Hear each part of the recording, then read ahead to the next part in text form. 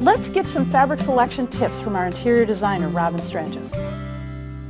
Before you begin to select your fabrics for your cornices, it really helps to develop a design concept and to do a floor plan. And I really like to use this magnetic room planning kit to lay out the floor plan, and it helps you determine where you'll be placing things and what to look for when you go shopping. And you can use one of these, or you can draw it out on graph paper.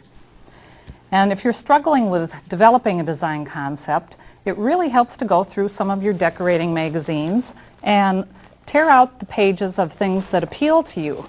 You might find that you are attracted to certain colors or certain fabrics or even certain styles, and create a little idea file that you can refer to later. And then when you go out and shop for fabrics, see if they have fabric samples available that you can borrow, and you can take them home and look at them in your own room, because the lighting will change and they'll look totally different when you get them into your own room. For more information on selecting fabric, wall covering, and paint, go to the menu and click on Decorating Tips. Let me show you some decorating tips to help you get your color scheme going based on fabric, color, and pattern.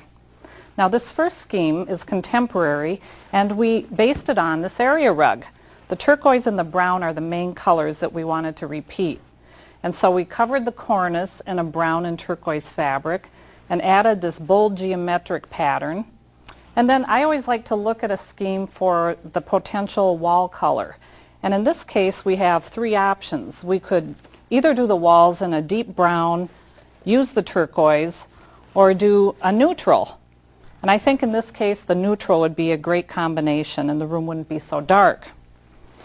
Now, in the second scheme, we based this scheme on this plaid fabric. It's a more traditional, a little more conservative scheme, but we pulled out the yellow, the coral, and the green. And with a neutral carpet, it would be a very beautiful, quiet room. And I think a good choice for wall color here would be the yellow.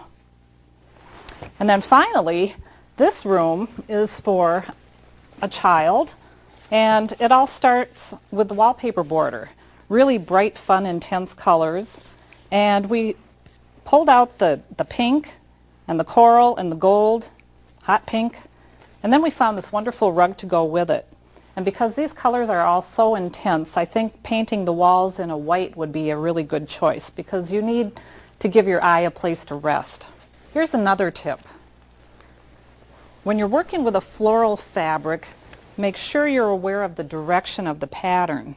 Most flowers grow up, and you wouldn't want to apply your fabric upside down and have them growing the wrong direction. Now, there are some floral fabrics that have random all-over patterns like this one, so it doesn't make any difference which way it's applied, but you just wouldn't want to see your fabric upside down on your project. And one other word of warning, some fabrics are woven across the roll and some are woven up the roll, where the pattern direction could be either way. So if you're making draperies and you want a long continuous piece of fabric, make sure your pattern is woven the right direction for your application.